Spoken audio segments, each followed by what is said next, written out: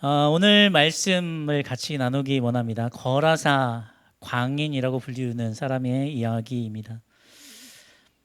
여러분 거라사 광인의 이야기를 좀 들으면 저희 학생들은 어디에 관심을 가지냐면 돼지에 관심을 갖습니다.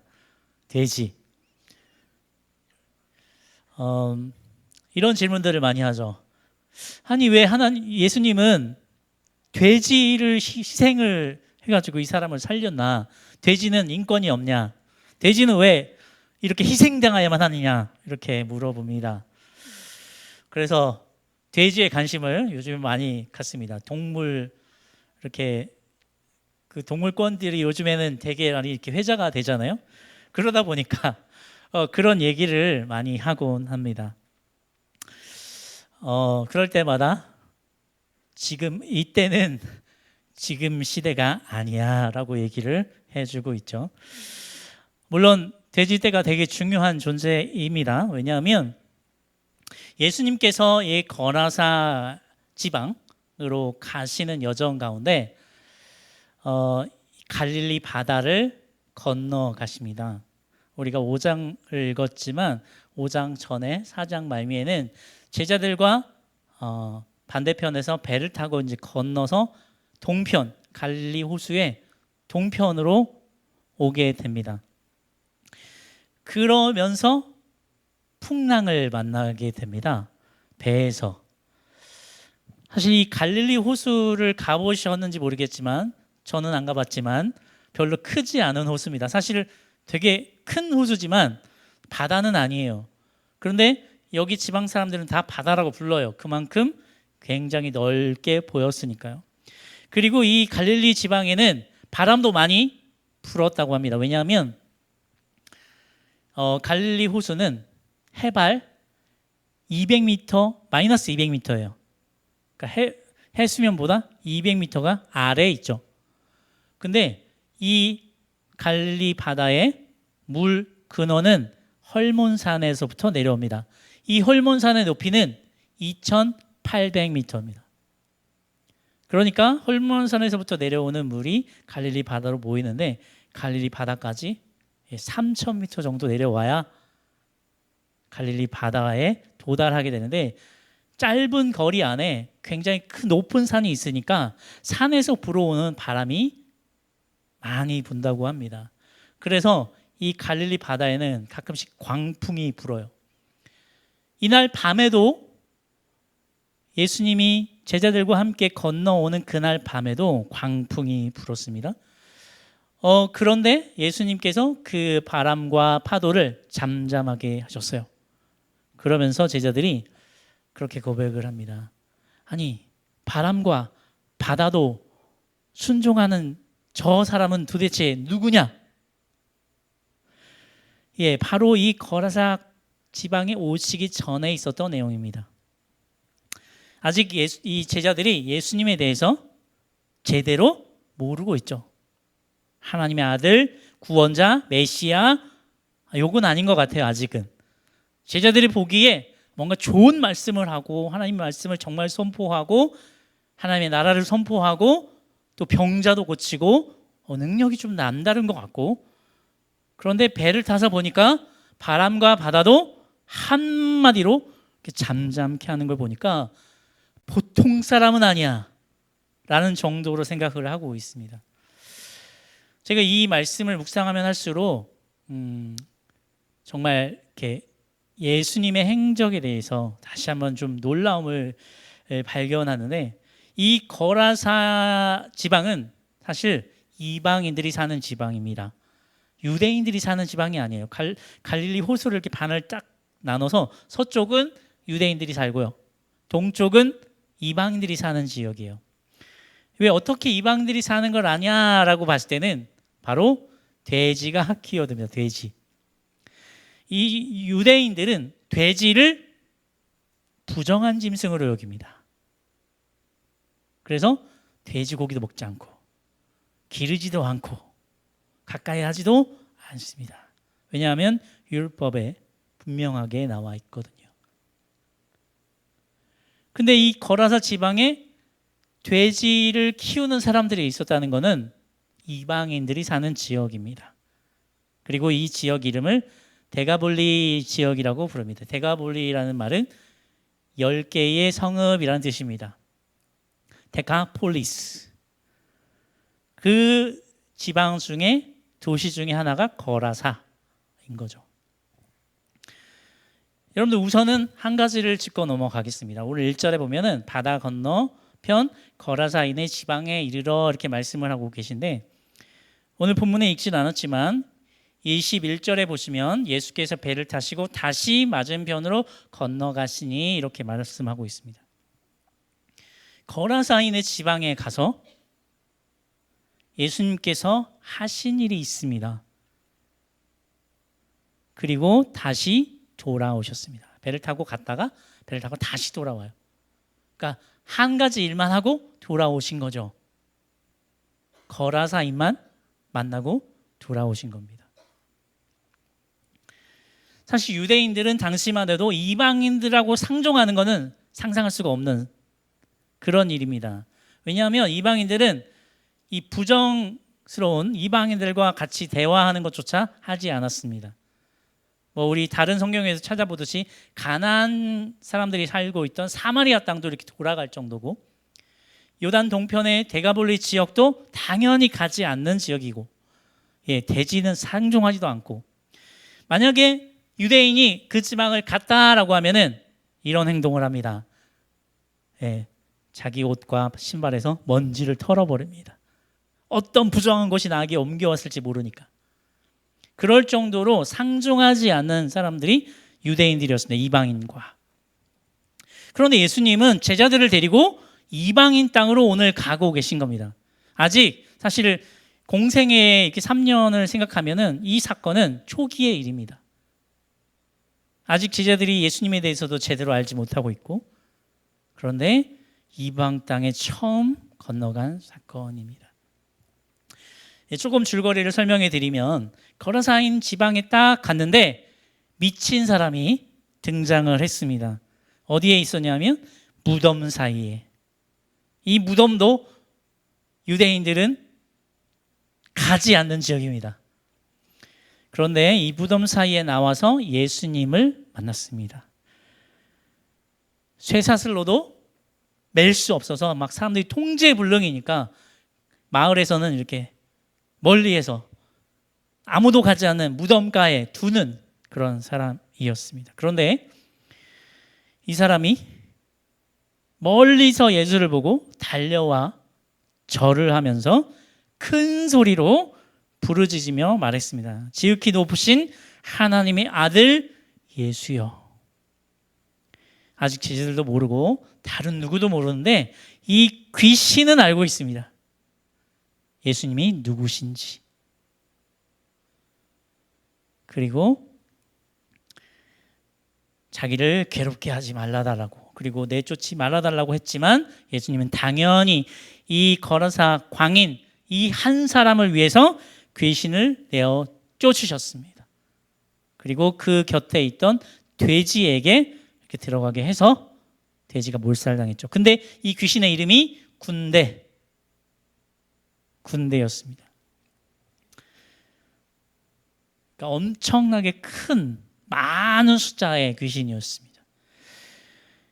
여러분들 돼지가 2,000마리 거의 2,000마리 된다, 이런 몰살한 2,000마리가 되는데 요즘 그 시세로 환산을 해보면 얼마나 될지 제가 챗GPT한테 물어봤습니다. 한 마리가 요즘에 돼지가 얼마나 하냐? 그랬더니 한 60만 원 좀 넘는다 하더라고요. 그래서 좀 계산하기 편하게 50만 원으로 계산했습니다. 2,000마리 얼마일까요? 10억입니다. 10억. 뭐 2,000마리 적은 숫자가 아니잖아요. 그때 당시에 뭐 지금처럼 막 시스템을 갖춰놓고 대량 생산하는 그런 데가 아니라 방목하면서 막 그 목동들이 키우는 그런 상태였을 텐데 2,000마리면 엄청나게 많은 숫자고, 우리 오늘날의 가치로 환산해서도 10억이라 하면 엄청난 숫자입니다. 그런데 예수님은 이 거라사 광인과 10억과 바꿔버리셨습니다.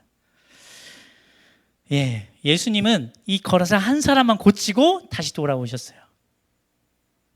사실 여러분 이 거라사 광인 한 사람을 만났지만 아까 말씀드렸듯이 서쪽에서 예수님이 유대인 있는 지역에서 사람들을 이렇게 고치고 설교하고 했을 때 정말 많은 무리들이 있었습니다. 예수님을 따라다니는 정말 많은 무리들이 있었어요.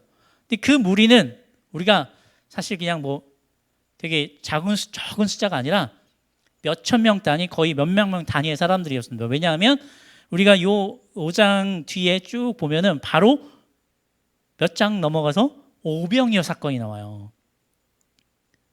그러니까 사실 그 바다를 건너가신 이유가 많은 무리들을 살짝 피해서 가신 거예요. 그리고 다시 돌아오셨죠. 다시 무리들을 가르치시고 고치시고 하는 사역들을 하시게 됩니다. 그런데 정말 왜 예수님이 오늘 이 거라사 광인을 만나러 가셨어야만 했나라는 생각들을 해보게 됩니다.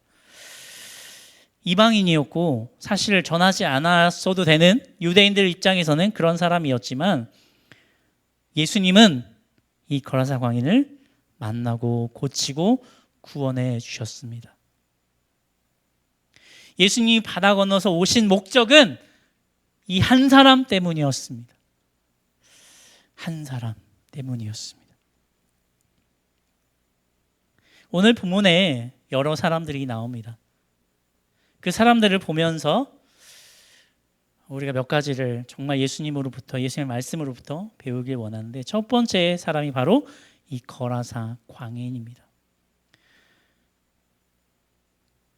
이 사람은 지금 무덤 사이에 정말 자해를 하면서 아무도 만날 수 없고 정말 귀신에 사로잡혀서 자기 인생을 제대로 살 수 없는 사람입니다. 여러분 우스갯소리로 요즘에도 거라사 광인과 비슷한 사람들이 많습니다. 걸어서 광인이라고 핸드폰으로 이렇게 핸드폰 보고만 다니는 그런 우리 청소년들이 있습니다. 제가 도청에서 보면은 가끔씩 자전거를 타면서도 핸드폰을 보는 애들이 있어요. 여러분들 보셨죠? 정말 신기합니다. 광인이에요. 정말 걸어다니면서도 핸드폰에 중독이 돼서 혹자들은 이렇게 전두엽에 데미지가 있을 거다 이렇게 얘기도 많이 하고 하는데 요즘 사람들이 현대인들이 핸드폰에 막 진짜 미쳐 있죠. 많은 핸드폰 여러분들 보시면 유튜브도 보고 쇼츠도 보고 하다 보면 시간 가는 줄 모릅니다. 넷플릭스도 보고 하면서 시간 가는 줄 모르게 거기에 빠져 있습니다. 혼자 웃고 떠듭니다. 오늘도 제가 낮에 이제 서울 갈 일이 있어서 KTX를 타고 전철을 타고 다니는데 사람들이 다 핸드폰 보고 있어요. 조용합니다. 아주 아무도 이렇게 눈을 들어가지고 사람들을 보지 않아요. 다 핸드폰 보고 있어요. 다 귀에 뭘 꽂고 있고. 예전보다 정말 걸어서 광인들이 정말 많습니다. 뭔가에 미쳐 있고요. 삶을 빼앗겨 버린 사람들입니다. 사실 거라사 광인 같은 사람이 바로 우리였고 저였습니다. 삶의 목적 없이 세상에 빠져서 사람과 분리되고 외롭게 혼자 무덤 사이로 왔다 갔다 할 수밖에 없는 그런 인생. 사실 우리에게 찾아오신 예수님이 나 한 사람 보자고, 여러분 한 사람을 보자고 여러분을 복음을 들고 예수님께서 찾아오셨습니다. 거라사 광인은 유대인도 아닙니다. 이방 사람이고 남들도 거들떠보지 않는 사람이었습니다. 그런데 예수님은 그 한 사람, 그 한 영혼을 위해서 오셨습니다. 사실 혹자들은 이야기합니다. 갈릴리 서편에서 더 많은 사람들이 있고 거기에서 복음을 전하고 거기서 제자화하고 거기서 더 예수님의 말씀을 선포하면 더 많은 사람들이 듣고 예수님을 믿을 텐데 왜 거라사 그 지방으로 가셨나? 너무 비효율적인 게 아닌가? 더 많은 사람들이 있는 데서 복음을 전하고 더 많은 사람들이 있는 곳에서 효과적으로 사역을 하면 너무 좋겠는데, 예수님은 물론 많은 사람들이 예수님 믿는 거 너무너무 좋아하시지만 결국은 한 사람이 변화되는 것을 원하십니다. 우리 한 사람입니다. 오늘 본문은 읽지 않았지만 제가 조금 더 읽어드리겠습니다. 18절부터 20절까지입니다. 예수께서 배에 오르실 때에 귀신 들렸던 사람이 함께 있기를 간구하였으나 허락하지 아니하시고 그에게 이르시되 집으로 돌아가 주께서 내게 어떻게 큰 일을 행하사 너를 불쌍히 여기신 것을 내 가족에게 알리라 하시니 그가 가서 예수께서 자기에게 어떻게 큰 일을 행하셨는지를 데가볼리에 전파하니 모든 사람이 놀랍게 여기더라. 아멘. 이 귀신 들렸던 사람이 예수님 앞에 왔습니다. 이제 맨정신이 됐죠. 예수님, 저 이제 고침 받았습니다. 구원 받았습니다. 예수님과 함께 가고 싶습니다. 예수님의 배를 타고 저 건너편으로 함께 다니고 싶습니다. 근데 예수님은 이 사람을 허락하지 않으셨어요. 그러면서 말씀하십니다. 돌아가서 하나님께서 너에게 어떤 큰 일을 행하셨는지 가족에게 알리라. 그랬더니 이 사람이 가서 가족뿐만 아니라 데가볼리, 아까 10개 고을의 이름이 데가볼리인데 그 데가볼리에 다 가서 자기 얘기를 간증한 거죠. 내가 예수님을 만나서 이렇게 변화되었다. 내 군대라는 귀신이 나에게 씌었는데 10억이나 되는 그 돈을 태워서 나를 구원해 주셨다. 내가 이렇게 멀쩡해졌다. 구원받았다. 많은 사람이 그 사람을 알아보고 놀랍게 여기고 그 후에 점점 복음이 이방인들에게 전파되는 것을 보게 되었습니다. 예수님의 큰 그림이 여기에 있었습니다. 그 한 사람이 변화되면 어떻게 되는 거예요? 이 사람이 속해 있는 가정, 이 사람이 속해 있는 고을, 도시가, 지역이, 직장이 변화되는 거예요. 예수님께서 원하신 바가 바로 이거였습니다. 데가볼리 지역은 이방인들이고 아직 복음이 들어가기 어렵지만 이 현지인이 복음화되면 그 지역이 복음화되는 것입니다. 사실 이 거라사 광인의 스토리가 예수님의 첫 번째 이방인 선교였습니다. 첫 번째. 오늘 본문에 또 다른 사람들이 등장합니다. 여기 거라사 광인이 있고 그 마을 사람들이 나옵니다. 거라사 광인을 자기들이 통제할 수 없으니까 그저 이렇게 배제하고 따로 살고 상종하지도 않고 그랬습니다. 그런데 갑자기 예수님이 나타나더니 자기들이 기르던 돼지떼 2,000마리를 희생시켜서 광인을 살렸습니다. 그것을 보았습니다. 그런데 이 사람들은 어떤 반응을 이루고 있는지 한번 보셨으면 좋겠습니다. 16절에 이에 귀신 들렸던 자가 당한 것과 돼지의 일을 본 자들이 그들에게 알림해 그들이 예수께 그 지방에서 떠나시기를 간구하더라. 예수님이 몸소 찾아오셨죠. 거라사인 지방에.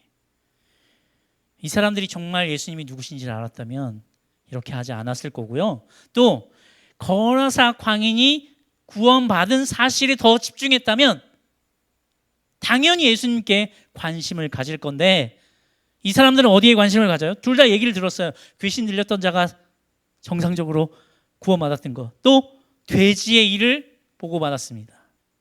어디에 관심이 있어요? 아이 돼지, 아이 그 10억, 아 그게 너무 아까워요. 마을 사람들이 같이 기르던 거였는데 저 미친 사람 한 사람 때문에 손해가 너무너무 막심합니다. 예수님 더 이상 여기 계지 마세요. 떠나가세요. 우리를 떠나세요. 가세요. 얼마나 우리가 보면 너무 어리석죠. 이 광인이 살아난 것, 구원받은 것에 집중하면은 이럴 필요가 없는데, 이 사람들은 어디에 관심을 가지고 있습니까? 예, 경제적인 것에, 돈에, 재산에 관심이 있습니다.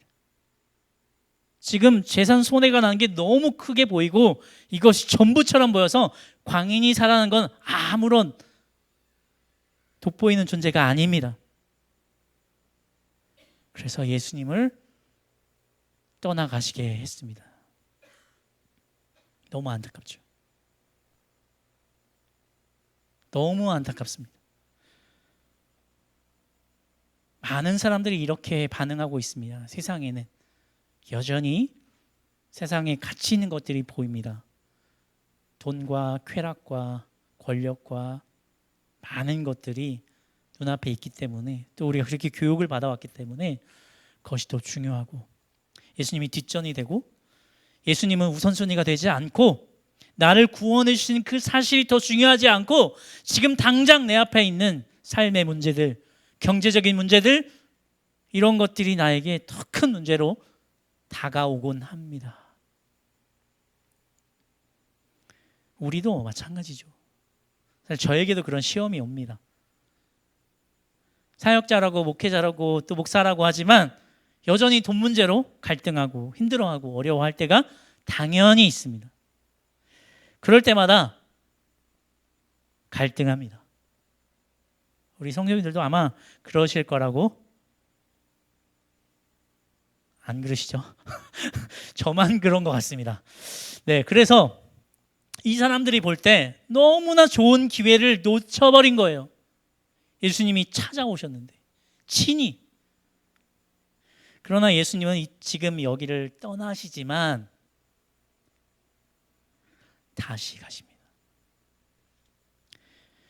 마가복음에 여러분들 잘 읽어보시면 우리 6장에 오병이어 사건이 나와요. 오병이어. 그 다음에 8장에 칠병이어 사건이 나옵니다. 칠병이어. 뭔가 유사한 사건인데, 오병이어는 물고기 5마리와 떡 5덩이와 물고기 2마리. 칠병이어는 7개의 떡과 2마리 이렇게 한 것처럼 보이지만 5,000명, 4,000명. 근데 지역이 다릅니다. 5,000명을 먹이신 사건은 갈릴리 서편에서, 유대인들의 땅에서.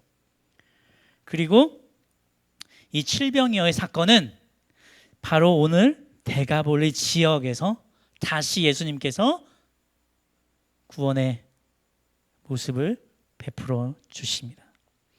예수님은 이 사람들을 포기하신 게 아니었어요.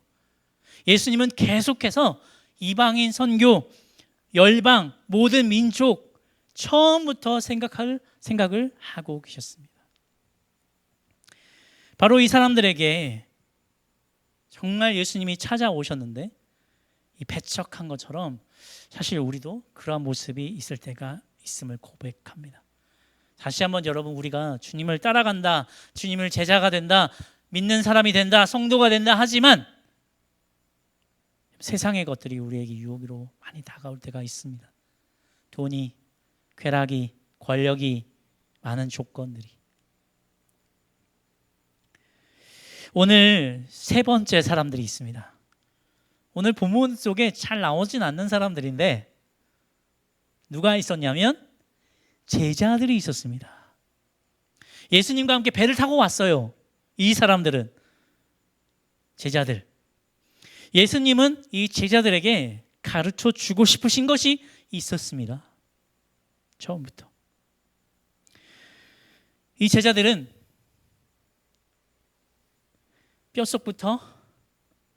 몇 속까지? 유대인입니다. 예수님이 사마리아 땅을 가실 때도 쭈뼛쭈뼛, 사마리아 여인과 대화할 때도 쭈뼛쭈뼛 나서지 못했던 사람들이었습니다. 당연히 거라사인의 지방에 간다는 것만으로도 이 유대인 제자들은 별로 내키지 않는 길이었습니다. 이방인의 땅, 뭔가 부정탄 것이 나에게 묻을까 염려하는 사람들이 바로 이 제자들이었습니다. 오늘 본문에 나오진 않지만 예수님이 혼자 가신 게 아니라 제자들을 이끌고 가셨다는 게 너무너무 중요한 사실입니다. 예수님이 3년 반 공생의 기간 동안 가장 열심히 하신 게 제자를 기르는 거였습니다. 제자를 양육하는 거였습니다. 제자를 가르치는 거였습니다. 이 거라사 광인의 지방에 가서 제자들에게 보여주고 싶으신 것이 있었습니다. 그것이 바로 뭐냐면 예수님이 오신 목적. 너희 생각하는 그 유대인들만이 아니라 모든 열방, 모든 민족이 주님께 돌아오기를 바라시는 예수님의 의도가 사역 초기부터 있었던 것입니다. 여러분, 우리 마가복음요, 그 마가가 썼어요. 그 사도행전에 사도 바울이 마가 요한이라는 사람을 이렇게 데리고 다녔었거든요. 근데 이 마가가 중간에 이렇게 돌아와요. 1차 전도여행 갔다. 그렇지 2차 전도여행 때는 이 바울이 얘는 안 돼. 싹수가 노래. 그래서 안 데리고 갑니다. 그래서 바나바가 데리고 가는 사람이 바로 이 마가였어요. 근데 이 마가가 마가복음을 쓰네요. 근데 이 마가복음은 너무 중요한 복음서예요. 왜냐하면 마태복음, 누가복음을 이 마가복음에서 참고해서 씁니다.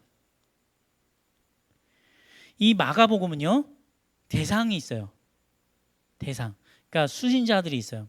마태복음은 유대인들을 향해서 썼어요. 그래서 족보가 처음부터 막 나오죠. 왜냐하면 뼈대가 있는 그런 예수님의 족보가 너무너무 중요하거든요, 유대인들한테는. 근데 이 마가복음은 누구한테 썼느냐? 로마인들한테 썼습니다. 누가복음은요, 누가라는 의사가 썼는데 헬라인에게 썼습니다. 한 사람에게. 아까 말씀드렸듯이 이 마가복음은 로마인들은 써서요, 예수님이 정말 섬기러 오셨다, 종으로 오셨다는 걸 강조해요. 이 제자들이 처음부터 예수님은 알길 원하셨어요. 예수님의 의도, 예수님의 생각, 예수님의 비전, 목적. 이번 제자들이 계속 고정관념에 쌓여 있어요. 유대인들. 예수님은 유대인들을 위해서 오셨지. 유대인들을 구원하기 위해 오셨지. 선민 사상에 찌들어서 예수님이 유대인을 위한 구원자로만 이렇게 가둬 놓았습니다. 근데 예수님은 그것을 깨고 싶으셨습니다. 그래서 거라사 지방에 제자들을 데리고 가신 거였습니다.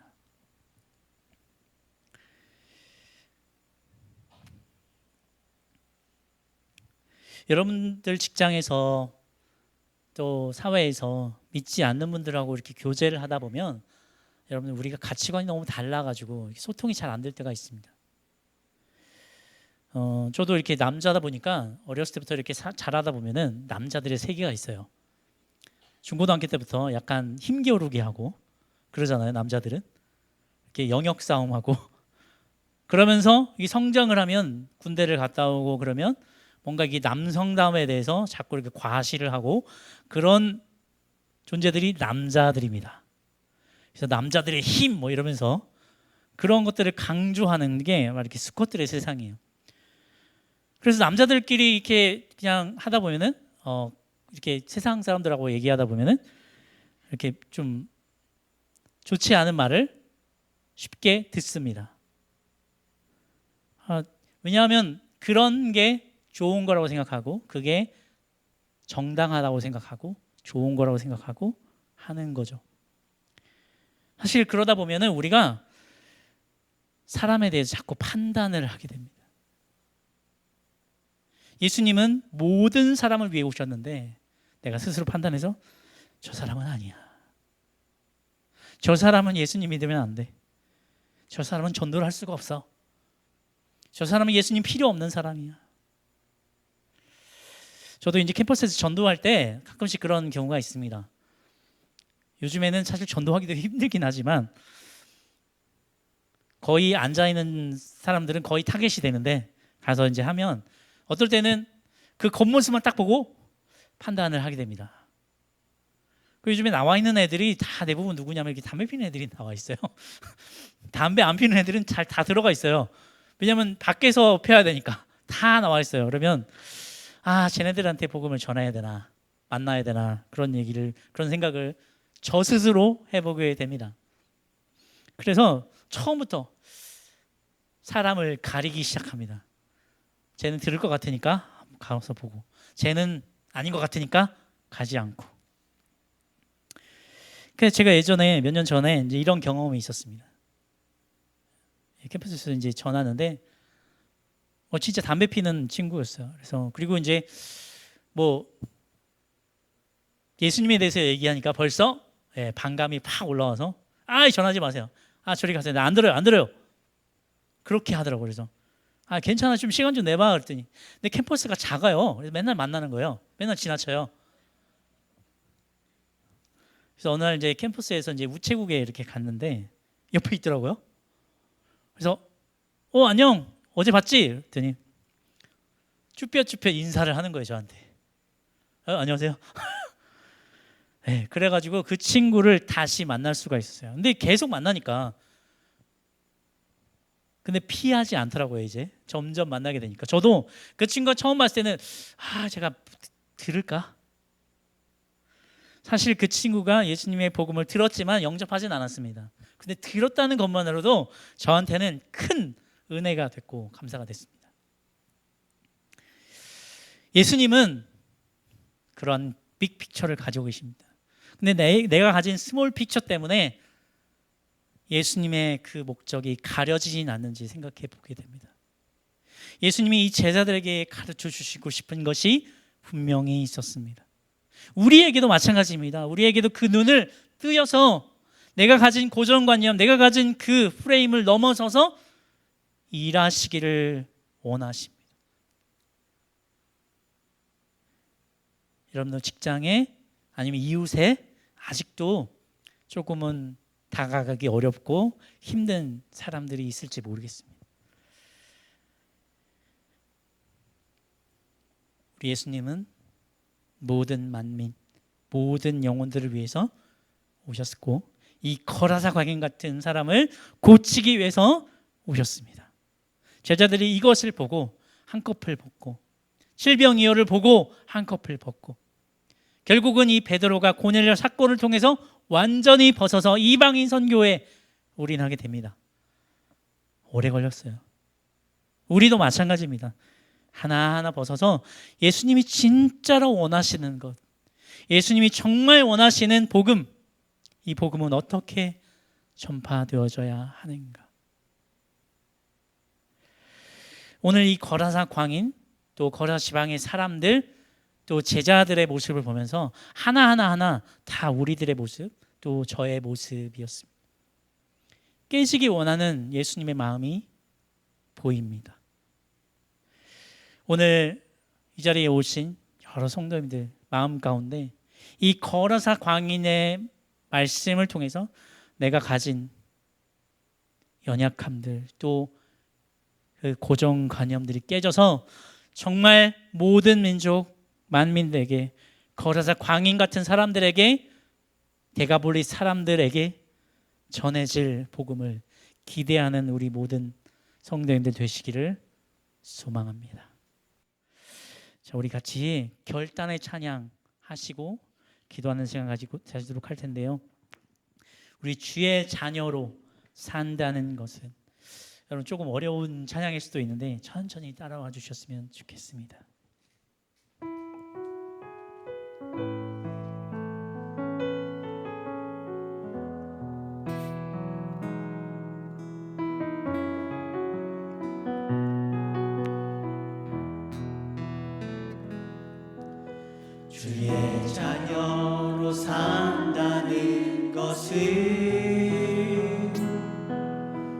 불 가운데로 걸어가는 것, 그 속에서 신실하게 날 지키시는 그 손길을 경험하는 것, 주의 자녀로 산다는 것은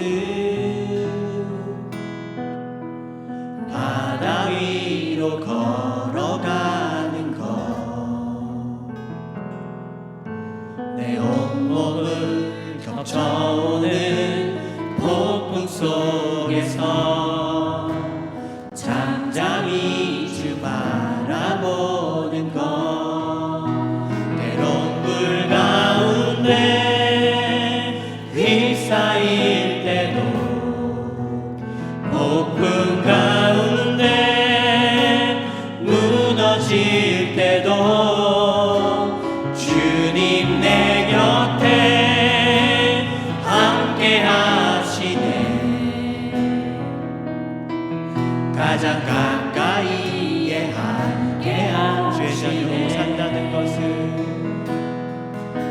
주의 자녀로 산다는 것은 나도 그들을 용납하는 것, 나를 위해 달리신 십자가 사랑, 그 사랑으로 살아가는 것, 주의 자녀로 산다는 것은 주님과 함께 동행하는 것, 주께서 지신 십자가 기꺼이 지고 주와 함께 걸어가는 것, 때론 불 가운데 휩싸일 때도, 폭풍 가운데 무너질 때도 주님 내 곁에 함께 하시네. 가장 가까이에 함께 하시네. 때론 불 가운데 휩싸일 때도, 폭풍 가운데 무너질 때도 주님 내 곁에 함께 하시네. 가장 가까이에 함께 하시네.